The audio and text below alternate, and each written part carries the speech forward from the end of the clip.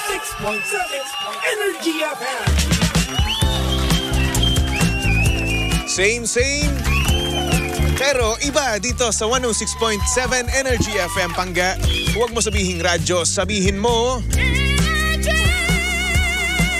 Good morning, Luzon, Visayas at Mindanao, Metro and Mega Manila. Siyempre, good morning din sa napakaganda, napaka-sexy, ang babaeng nagpapatunog ng bike. Hi, Saroy na. Grabe ka naman. Good morning, DJ Lindsay. Kamusta ka na? Good morning, baby Toby. Okay naman ako. Ayan. So, ayun na nga, DJ Lindsay. Ane? Nalibre na kita, ha? Oo nga. Sabi ko nga sa'yo, okay na ako eh. Okay na ako. Hindi pwede yun. Grabe naman yan. Dapat bumabawi ako kasi nung birthday mo, nanlibre ka sa amin, di ba? Oo. So ngayon, manlilibre din ako sa'yo kung ano nilibre mo sa akin. Kaya nga. Nakakaloka kapag tingin ko, ay, parang gano'n naalala ko tuloy. Pero kaibahan, Thank you. may hash brown sa akin, bro. Ay, ang Extra taray mo special. naman. Oo nga, sorry na. Hindi naman sinasabi sa'yo na next time, may karagdagang hash browns, no? Hindi naman sa ganun. Oo. Pero ganun na rin yan. Oo nga. Kailangan dapat special. Huwag mo akong sinacharot, iba yung pangalan, hindi pangalan mo yung nakalagay doon. Ay, pangalan ng nanay ko yun. Kaya nga, Ikaw, Pero gamit yung cellphone ko. Bakit? ikaw para makatipid-tipid ka lang, ikaw. Inutusan mo pa yung nanay mo, Oy, nakakaloka ka. Excuse me, hindi ko inutusan nanay ko. Ayoko i-smoke on air kung anong ginawa mo. Sa cellphone ko yun, Kaya okay? nga, ayoko i-smoke on air kung anong mga pinaggagawa mo sa Ay, baka buhay. mamaya palitan na naman eh. Kaya nga. Pero happy birthday, baby Toby. Oy, salamat naman. Salamat. Kamusta? How did you celebrate your birthday po? Napakasaya. Talaga ba? Oo, nandun lang ako sa bahay namin. Oo. Nagpahinga lang ako. Di ba? Umuwi ako na, pumunta po na ako dito. Oo. Tapos, tumambay-tambay ako dito. Nanggulo lang Tapos, siya. ayun. Oo. Tapos ayun, nung malaon, umuwi din ako sa bahay. Tapos nanood lang ako. Naglaro lang ako. Tapos nagpatugtog, sound trip. Ganun lang. Talaga? Tapos umorder ako ng pizza. Tapos ng cake. May nagpakik kasi sa akin. Uy, salamat nga Ay, pala. talaga? Nasa na? Wala man lang dala. Ano ba naman yan? Eh, kapag dinala ko yun dito, matutunaw. At saka sa tamad mong yan, hindi ka magdadala. Minsan nga, grocery mong hindi mo dinadala eh. Hoy, Hoy, dinadala ka ko din. yun. Hoy ka din. Grocery ko, di ko dadalhin. Anong Hoy, ginagawa? ano ka? Gagawin dito. Ano pang ginawa mo? Wala, tatlo lang kami kasi noon sa bahay. Oo nga. Ako, nanay ko, tsaka yung pamangkin kong Pamangkin mo, bata. oo. Kaming tatlo lang. Kasi yung kapatid kong bunso ay nasa Manila, nagre-review. So yun, di daw siya makakauwi. Nagtatampo nga ako sa kanya. Sana nagkita na lang kayo nung umaga. Pero nung Sabado naman, umuwi naman siya. Tapos meron naman siyang dalang egg pie, kaya okay na rin naman. Okay. It's So, the yun. thought that counts nga kasi talaga. Yes. So yun na nga, bumili nga ako ng pizza and chicken wings, di ba? Kumain-kain kami doon. Sarap. Oo, di ba? Sarap, no? Ang sarap nun. Bumili ako ng mga 3 order ng chicken wings. Okay. Tapos, ayun na yun. Oo. Tapos nagpahinga ka lang. Nagpahinga ako, Yun yung tapos importante. tinapos ko rin naman yung birthday ko. Sinulit ko talaga hanggang alas 12, hanggang 11:59. Oo. Tapos ang ginawa ko noon, nagdasal lang ako bago matapos, then okay na. Oo. That's it. Tapos na ang birthday ko. In fairness. Kaya puyat na puyat ako nitong nakaraang weekend. Oo. Kasi nagising din ako ng napakaaga rin after nung birthday ko. Nung Body clock Sabado. kasi, oo. Yun na kasi yung body clock ko. Kaya nagising ako ng napakaaga. Kaya nga. Kaya kung makikita nyo ngayon, yung eye bags ko, ayan, nananapak na naman. Hindi naman halata. Grabe ka naman. Kitang-kita, oh. Oo.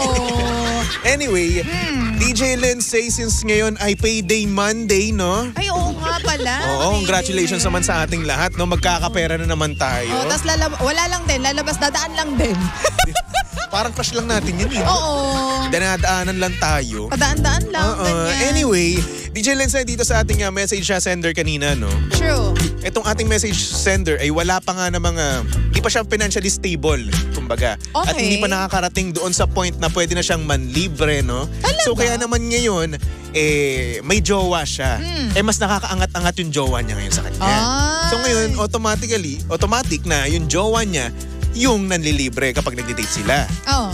Pero itong mga kaibigan daw nung jowa niya, sumusulsul daw dun sa kanyang jowa at sinasabi na wala daw magiging future sa kanya. Oo. Diba? Tapos hindi ka daw niya mabubuhay, no? Kasi syempre, knowing na yung kalagayan niya ngayon, estado niya ngayon ay hindi pa talaga kaya, no? Oo. So ngayon, nung masasabi mo na nagpapalibre yung isang lalaki sa babae or hindi naman kaya yung babae yung gumagastos sa mga date.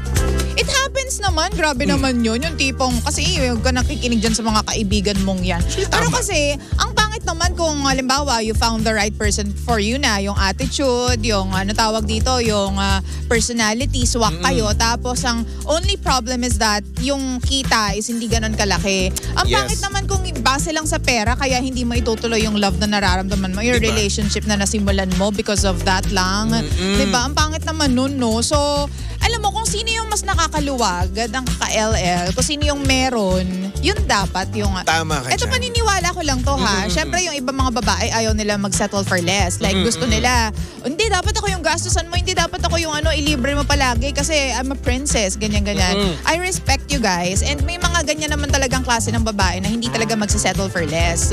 Pero kasi ako, personally, ang paniniwala ko is kapag mahal ko yung tao, willing ako kung sino man yung meron sa aming dalawa.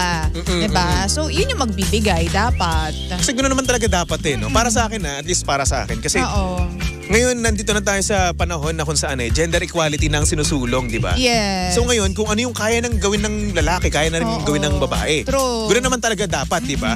Pero ngayon, bakit parang pagdating sa mga gastusin sa date, di ba? Ba't parang dapat lalaki lahat kung ang sinusulong naman gender equality, di ba? Oo.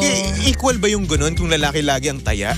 Para sa akin naman unfair 'yon na palaging lalaki dapat at syempre unfair din naman kung palaging babae ang Siguro pag dumating yung panahon na yung lalaki or itong ating message sender ay lumaki-laki na yung kanyang kita, 'di ba? Dumating na siya sa point na makakalibre na siya. Oo. This time siya naman yung gagastos, 'di ba? Oo naman. Kasi syempre girlfriend mo yan Oo. Kaming mga lalaki kasi gusto namin talagang mag-provide sa inyo. Innate yan sa mga lalaki. Oo. Gusto nila sila yung magbibigay ng pangangailangan Tama. natin. At syempre kami naman din mga lalaki, it would take a lot para sa amin na lunukin yung pride namin, di ba? Totoo. Kasi syempre, pupunta kayo ng restaurant.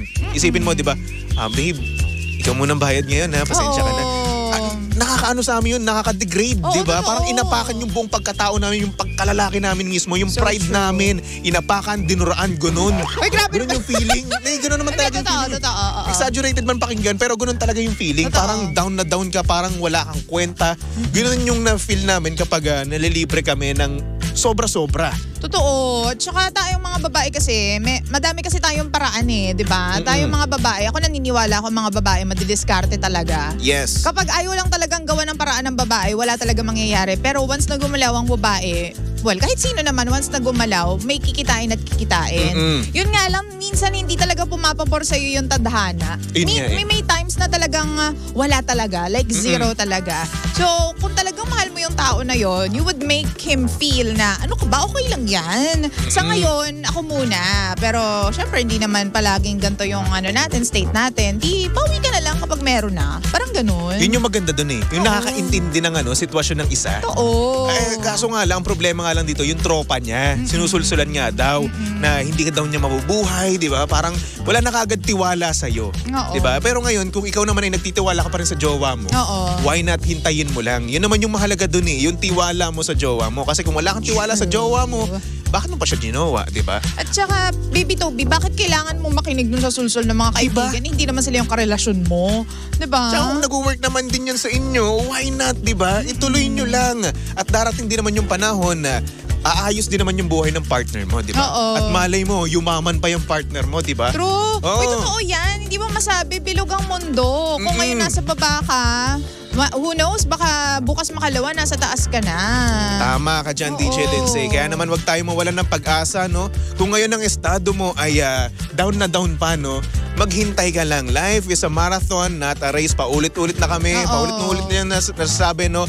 Sobrang cliche na nga yan Life is a marathon na yan Pero totoo naman talaga, di ba? Wag tayo magmamadali, no? Kung meron mang naka-finish line kagad, hintayin mo lang yung oras mo. Dadating at darating ka rin dyan. Tsaka syempre, Baby Toby, more than maghintay ka, dapat gumawa ka ng paraan. Tama. Magdasal ka ng malala, as in yung mabisang dasal. Tapos, gawa ka ng paraan. Hindi yung tipong, uy, kumikita siya ng malaki, okay, Lord, sana po ganyan. Pero wala ka namang ginagawa. Ayun nga yun. Maghapon ka lang nasa bahay mo, nakahilata ka lang dyan. Di good luck sa'yo. Tama. Diba? Life is a marathon na kailangan mong takbuhin. True. Diba? kailangan mong pagpraktisan, paghandaan. Medyo bago yon pero okay na. Anyway mga panggano, susunod na ang napakaganda, napaka-sexy DJ Lindsay para sa programang Lihim ng Liham. And of course, nakasama mo at nakalandian ng hot baby boy ng radyo. Walang iba kundi si DJ Baby Toby na pwede mong stalk at i-follow sa lahat ng kanya social media accounts. Hanapin nyo lang Baby Toby 1067 sa Facebook, sa Instagram, sa TikTok, and also on my YouTube channel, DJ Baby Toby. Abangan nyo ang aking birthday vlog. Ang taray, nag-vlog. Tuwing birthday mo lang ikaw nagpa-vlog. Ang tanong mo, Taon-taon lang. ang itanong mo, kung i-edit mo ba? Yun nga. Yan talaga yung problema no?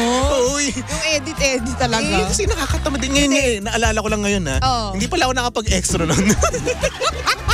Hindi, sabihin mo na lang sa una, this is a raw vlog. Ganyan. A raw vlog na lang yan. Tapos wala, cut na lang yan. Tapos wala, i-post mo na yan. Ay nako. Anyway, sana naman sipagin ako at mapanood nyo kung ano nangyari nung kaaking kaarawan. Trot. Ito na nga mga pangga for our next song. Here's a song from Ed Sheeran titled Thinking Out Loud, only here at your number 106.7 Energy FM. Pangga, huwag mo sabihing radyo, sabihin mo When your legs don't work.